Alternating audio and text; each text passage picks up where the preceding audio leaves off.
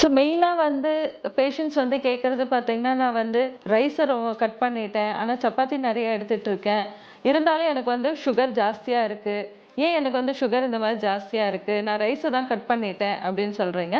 So சப்பாத்திலேயும் கூட ஒரு வேதிப்பொருள் இருக்கு குளுட்டன் சொல்லிட்டு, அதுலேயும் வந்து சுகர் கண்டென்ட் கூடுதலாக தான் இருக்கு.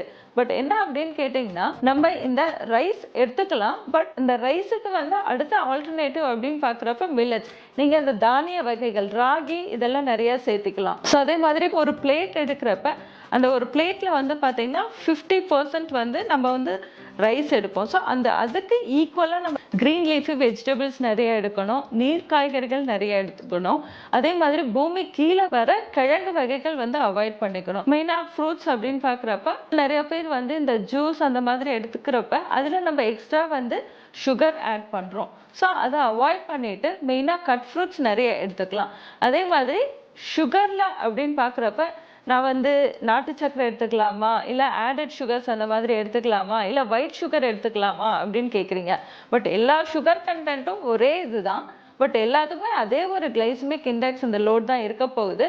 ஒரு பிக் 0.5% தான் நம்மளுக்கு வந்து பெருசாக டிஃப்ரென்ஸ் இருக்க போகுது. நெக்ஸ்ட் வந்து ஆயில். ஆயிலில் வந்து என்ன ஆயில் சாப்பிட்லாம், என்ன ஏதுன்னு சொல்லி நிறைய பேர் ஒரு கொஸ்டின் வந்துட்டே இருக்கும். டயபெட்டிக் பேஷண்ட்ஸ் அப்படின்னு அவங்களுக்கு பார்க்குறப்ப மோனோசாச்சுரேட்டட் அந்த அன்சாச்சுரேட்டட் ஆயில் எடுத்துக்கலாம். அதாவது கிரவுண்ட்நட் ஆயில் இல்லை ஜிஞ்சலி ஆயில் இதெல்லாம் எடுத்துக்கலாம். இட் கண்டெய்ன்ஸ் த பூஃபா சொல்லுவோம். That is poly unsaturated oil. It's very good for ஹெல்த்தா. Not recommended is saturated oil. அதாவது வந்து அந்த பாம் ஆயில், கோகோனட் ஆயில் இதெல்லாம் வந்து டோட்டலி அவாய்ட் பண்ணிக்கிறது நல்லது.